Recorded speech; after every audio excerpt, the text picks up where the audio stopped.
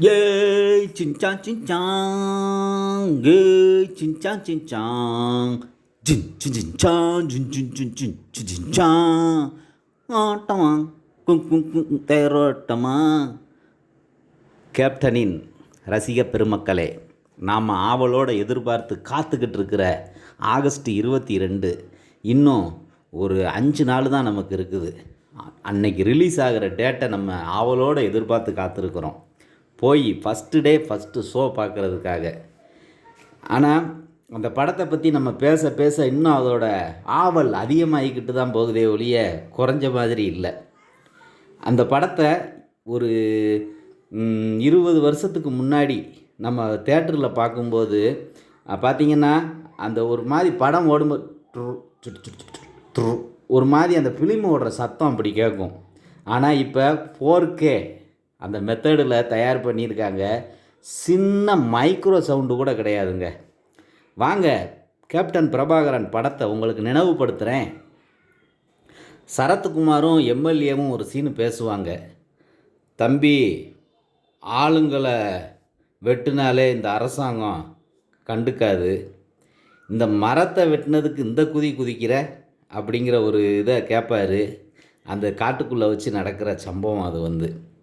அதே மாதிரி வீரபுத்திரன் சொல்லுவான், இந்த வீரபத்திரன் லாரியை எவனும் பிடிச்சதில்லை, இவன் மட்டும் எப்படிடா பிடிச்சான் அப்படின்னு கேட்பார் மன்சூர் அலியான். அதே மாதிரி அங்கே சாத்தையா அப்படின்னு ஒரு கேரக்டரு, நம்ம இந்த காட்டில் தனி அரசாங்கம் நடத்துகிறோன்னா அதுக்கு காரணம் ஜனங்களோட பயம் அப்படின்னு சொல்லுவாப்படி. அப்பா பேர் சின்னத்தம்பி ராவுத்தர், பொண்ணோட அப்பா பேர் சபாநாயகம். சபாநாயகமா, அடிக்கடி கேள்வி கேட்ட பேராக இருக்கே அப்படின்னு கேப்டன் விஜயகாந்தும் அவரோட ஜோடியும் ரெஜிஸ்டர் ஆஃபீஸில் திருமணம் செய்ய போகும்போது இந்த வசனம் வருங்க. அப்போ அமைச்சர், காயத்ரி, நான் ஏமாந்து பழக்கம் இல்லைம்மா, ஏமாற்றி தான் பழக்கம் அப்படின்னு தன்னோட பொண்ணு காயத்ரி கிட்ட அமைச்சர் சொல்லுவாருங்க. ஆபத்தை பார்த்து ஹலோ சொல்கிறது தாண்டா நம்ம 2 பேரோட குணமே அப்படின்னு ராஜாராமு, பிரபாகரன், சரத்குமாரும் விஜயகாந்தும் பேசுவாங்க. ஆபத்தை பார்த்து ஹலோ சொல்கிறது தாண்டா நம்ம 2 பேரோட குணமே அப்படின்னு சரத்குமார் சொல்லுவார். சார், சத்தியமங்கலம் நான் போக மாட்டேன் சார், எனக்கு அங்கே போகவே பயமாக இருக்குது சார். யோ, நீ போய் தான் ஆகணும் சார், எனக்கு அப்ரண்டிஸ் இருக்குது, அல்சர் இருக்குது, காய்ச்சல்லாம் இருக்குது சார். யோ, பார்க்க நல்லா தானேயா இருக்க, இதை பாருங்கள் சார் டாக்டர் சர்டிஃபிகேட்டு அப்படின்னு கதறுவாருங்க சத்தியமங்கலம் போக சொன்னதுக்கு ஒரு போலீஸ் அதிகாரி. அப்போ கேப்டன் சொல்லுவார், நான் போகிறேன் சத்தியமங்கலத்துக்கும்பார். யோ, அங்கே இப்படியெல்லாம் பிரச்சனை இருக்குது, எதை கண்டு எனக்கு பயம் இல்லை, நான் போகிறேன் அப்படின்னு விஜயகாந்த் அந்த ஆர்டரை வாங்கிட்டு போயிடுவார். யோ, அறிவு இருக்காயா உனக்கு, அது இல்லாமல் தானே மக்கள் எனக்கு ஓட்டு போட்டு எம்எல்ஏ ஆக்கியிருக்காங்க அப்படின்னு அமைச்சர்கிட்ட அந்த எம்எல்ஏ சொல்லுவார்.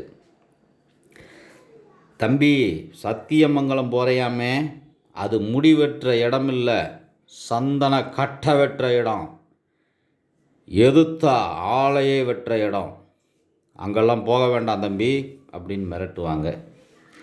அதே மாதிரி விஜயகாந்த் சத்தியமங்கலம் போயிடுவார்.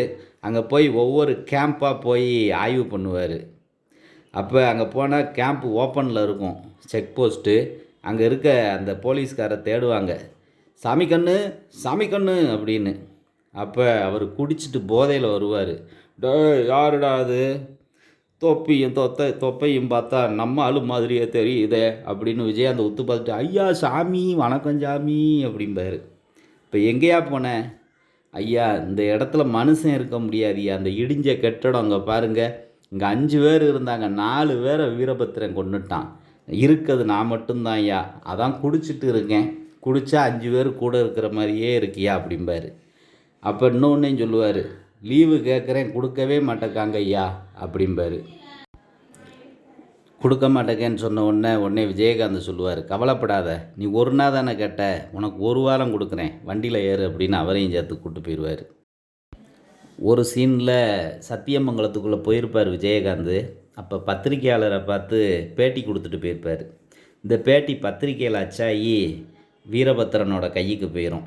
அப்போ வீரபத்திரன் சொல்லுவான் காட்டுக்குள்ளே, பாவம் நிலாவை பிடிக்க பச்சை புள்ள ஆசைப்பட்ட மாதிரி என்னை பிடிக்க ஆசைப்பட்டிருக்கான். ஆசைப்பட்டாலும் பரவாயில்ல, பேப்பரில் சவால் விட்டுருக்கான் படம் போட்டு. வீரபத்திரன் பணமாவோ இல்லை உசுரோடையோ பிடிச்சிட்டு வருவேன்னு அப்படின்னு வீரபத்திரன் அப்படி பேசும்போது, டேய் இவனை கொன்று பத்திரிக்கையில் கருப்பு கலரில் விளம்பரம் கொடுங்கடா கண்ணீர் அஞ்சலி அப்படின்னு சொல்லுவாருங்க. ரொம்ப அருமையாக இருக்கும் அந்த சீன்லாம் பார்க்குறதுக்கு. அப்புறம் பார்த்திங்கன்னா, ஒருத்தன் 10 வருஷம் கழித்து பகையாளி ஆவான்னு தெரிஞ்சால் அவனை இன்றைக்கே கொன்னுருவான் அப்படின்னு லிவிங்ஸ்டன் சொல்லுவார் விஜயகாந்த்கிட்ட. ஏன்னா இன்னைக்கு நான் அவனுக்கு எதிரியாவேன்னு தெரிஞ்சால் 10 வருஷம் கழித்து வரக்கூடிய எதிரியை இப்போமே கொன்றுவான், அந்தளவுக்கு மோசமானவன் அந்த வீரபத்திரன் பாரு. அப்புறம் வீரபத்திரன் பிரபாகரங்கிட்ட பிடிப்பட்டாங்கிறத விட பங்காளிக்கிட்ட செத்தான்னு இருக்கட்டும், சுடு என்னைய சுட்டு கிட்டு பொட்டு அப்படிம்பார். அப்படி போய் அந்த லிவிங்ஸ்டனை ஏமாற்றி அவனை அந்த ஜிஞ்சா பாட்டு முடிஞ்ச உடனே கூட்டத்தோடு கொலை பண்ணிடுவாங்க. இன்னொன்று விஜயகாந்த் சொல்கிற சீனு, காக்கி சட்டை போட்டவன்லாம் போலீஸ் ஆக முடியாது அப்படின்னு அவர் சொல்கிற சீனு ரொம்ப அருமையாக இருக்கும். அதுக்கப்புறம் பார்த்திங்கன்னா, சின்ன தம்பி முகமது வீட்டில் பிரபாகரன் பீர் முகமதாக வளரட்டும், சாதி என்னங்க சாதி, மதம் முக்கியம் இல்லை மனசு தாங்க முக்கியம்னு மதத்தோட சமத்துவத்தை விவரிச்சிருப்பாங்க. அதாவது படத்தோட எடுத்துக்காட்டு, அதில் விஜயகாந்த் அனாதை, ஒரு 6 வயசு பையனா பசிக்குதுன்னு சொல்லி ஒவ்வொருத்தட்டையாக பிச்சை எடுத்துக்கிட்டு வருவார். அப்படி வரும்போது காந்திமதியும் அவங்க கணவரும் அந்த பக்கம் நடந்து வருவாங்க. இப்போ இந்த பையன் போய் எனக்கு பசிக்குது சாப்பாடு கொடுங்கன்னு கேட்கவும், அவர் உங்கள் அப்பா அம்மா எங்கப்பான்னு கேட்பாங்க. எனக்கு யாருமே இல்லைன்னு சொன்ன உடனே காந்திமதி கணவர் சொல்லுவார், அந்த அல்லாஹ் நமக்கு வழியை காட்டிட்டான் பாரு, வாரிசை கொடுத்துட்டான், அல்லாவுக்கு நன்றி சொல்லு அப்படின்னு சொல்லிட்டு தான் அந்த வசனம் வரும்.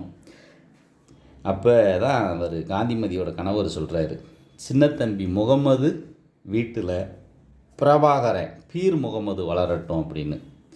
அப்போ அந்த காந்திமதி அம்மா சொல்லுவாங்க, அவன் பிரபாகரனாகவே வளரட்டும், மதமும் வேண்டாம் ஜாதியும் வேண்டாம், மனசு தாங்க முக்கியம்னு சொல்லுவாங்க. ரொம்ப மனசை தொட்ட சீனு அதெல்லாம். அதே மாதிரி விஜயகாந்தோட மனைவியையும் குழந்தையும் அங்கே போய் கட்டிடுவார் மூங்கிலில் வீரபத்திரன். 2 பேரையும் கட்டுறதுக்கு முன்னாடி அங்கே ஒரு மாடை கட்டி வைப்பார். கட்டி வச்சு மூங்கில ஒரு வெட்டுவார். வெட்டின உடனே 2 பீஸாக போயிடும் மாடு, ஒரு கால் இங்கிட்டு ஒரு கால் உடம்போடு அங்கிட்டு. அப்போ விஜயகாந்த் உடம்பெல்லாம் இராணுவ உடுப்பு செடி கொடிகளை கட்டிக்கிட்டு ஒரு மலை உச்சியில் பெரிய மிஷின் கன்னோடு இருப்பார். அப்போ வீரபத்திரன் சொல்லுவான், என்ன சொல்லுவான்னா, பிரபாகரா ஒரு மாடு 2 பீஸ் ஆச்சு, உன் பொண்டாட்டி புள்ள எத்தனை பீஸ் ஆவாங்கன்னு எனக்கு தெரியாது, எனக்கு கணக்குலாம் தெரியாதுப்பா, நீயே கணக்கு போட்டு பார்த்துக்கோ அப்படின்னு சொல்லுவார். அப்போ விஜயகாந்த் மலை மேலே இருந்து குறி வச்சு அதை சுடுவாருங்க. அப்போ மனைவி சொல்லுவாங்க, ஏங்க நீங்கள் இங்கே வராதிங்கம்பாங்க. இந்த பையன் சொல்லுவான், எப்பா பயமாக இருக்குப்பா நீ இங்கே வராதப்பான்னு சொல்லுவான். சொன்ன உடனே அந்த பயலை ஒரு கையில் தூக்க போவான் பிரபாகரன். உடனே விஜயகாந்த் அந்த மூங்கிலில் இருக்க கயரை சுட்டு துண்டு துண்டாக மூங்கில் போயிருங்க காப்பாற்றிடுவார். உடனே குண்டுகள் போட ஆரம்பிச்சிருவாங்க. கடைசி ஃபைட்டு அந்த மாதிரி அந்த சீனு நடந்துக்கிட்டு இருக்கும். அப்போ தான் விஜயகாந்த் குகைக்குள்ளெல்லாம் போய் இந்த வீரபத்திரன் கூட சண்டை போடுவார். சண்டை போட்டுட்டு அந்த வீரபத்திரனை கைது பண்ணி கூட்டு வருவாருங்க. கூட்டு வரும்போது பார்த்திங்கன்னா, வீரபத்திரன் கடத்தின சந்தனக்கட்டை யானைத்தந்தம் எல்லாமே இந்த எம்எல்ஏ கலெக்டரு எஸ்பி இவங்களோட ஊழல், இவங்களுக்கு உடந்தையாக இருந்து தான் அதெல்லாம் செஞ்சுருப்பாங்க. அப்போ இந்த வீரபத்திரன் கோர்ட்டுக்கு போனோம்னா நம்ம கதை கந்தலாயிரும்னு இவனை சுட்டு கொல்லுவாங்க வீரபத்திரனை விஜயகாந்த் நடந்து கூட்டு வரும்போது. அப்போ கோபம் அடைஞ்ச விஜயகாந்த் அந்த எஸ்பியோட துப்பாக்கி எடுத்து அவன் மூஞ்சிலே சுட்டு கொன்றுவார். அந்த கலெக்டரை மேடையிலே ஏறி கொல்லுவார். இப்படி அதே மாதிரி அந்த எம்எல்ஏவை தலையிலே சுட்டு கொள்ளுவார். கொன்னுட்டு கோர்ட்டுக்கு போயிடும் சீனு. கோர்ட்டுக்கு போன உடனே அங்கே நடக்குங்க விவாதம். அந்த விவாதம் ரொம்ப அருமையாக இருக்கும். தேட்டருக்கு வந்து பாருங்களேன், ரொம்ப செமையாக இருக்கும். இப்போல்லாம் கோர்ட்டு சீன்லாம் எங்கெங்கே இருக்குது? வசனம் பேசுகிறதுக்கே நடிகர் இல்லை, அதை விட வசனம் எழுதுறதுக்கும் ஆள் இல்லை. ஆனால் அந்த படத்தில் விஜயகாந்த் அவ்வளோ அருமையாக வசனம் பேசியிருப்பார். அப்போ அதை எழுதுனது லியாகத் அலிகான். லியாகத் அலிகானோட வசனம் இன்னைக்கு அந்த மாதிரி எழுதுறதுக்கு ஆள் இல்லைன்னு தான் சொல்லணும். அப்படி இருந்தாங்கன்னா அது ஏஆர் முருகதாஸால் மட்டும்தான் முடியும். இந்த படத்தில் இன்னொரு விசேஷம் என்னென்னா, விஜயகாந்த், லியாகத் அலிகான், இளையராஜா, ஆசே இப்ராஹிம் ராவுத்தர், அப்புறம் செல்வமணி எல்லாம் பார்த்திங்கன்னா சரித்திரத்தில் இடம் பிடிச்சவங்க. இவங்கெல்லாம் இந்த சினிமாவை ஆங்கில படமாக ஆக்குறதுக்கு எல்லாம் இவங்க தாங்க காரணம். நடிப்பில் பார்த்திங்கன்னா லிவிங்ஸ்டன்னு, மன்சூர் அலிகான், ரம்யா கிருஷ்ணாலாம் அவங்க அந்த சினிமாக்குள்ளே வந்ததுக்கே ஒரு பெரிய கதை இருக்குது. சரண்யாவை தான் எடுத்தாங்களாம். அந்த சரண்யா காட்டுப்பகுதியை பார்த்துட்டு எப்பான்னு ஓடிட்டாங்க. அதுக்கப்புறம் தான் ரம்யா கிருஷ்ணனை தேர்வு பண்ணியிருக்காங்க. இப்படி இந்த படத்தில் உள்ள சுவையான விஷயங்களை பேசிக்கிட்டே போகலாங்க. அதே மாதிரி அந்த ரயிலில் நடக்கிற சண்டை காட்சி இப்போல்லாம் அப்படி எடுக்க முடியாதுங்க. குதிரை கூட்டமாக வரும். இப்போல்லாம் குதிரையை வச்சே படம் எடுக்க முடியாது. வாங்க தேட்டரில் வச்சு இந்த படத்தை ரசித்து பார்க்கலாம். இன்றைக்கி நிலைமைக்கு உண்மையாக பார்க்க முடியாத கிராபிக்ஸில் நீங்கள் பார்த்த விஷயங்கள்லாம் இதில் ஒரிஜினலாக பார்க்கலாம். அதே மாதிரி அந்த காட்டு பகுதியில் அப்படி குகைகள்லாம் இருக்குதா அப்படின்னு தெரியலை. அதெல்லாம் அருமையாக எடுத்திருப்பாங்க. வாங்க திரையரங்கத்தில் சந்திக்கலாம். ஆகஸ்ட் 22. கேப்டன் வாழ்க.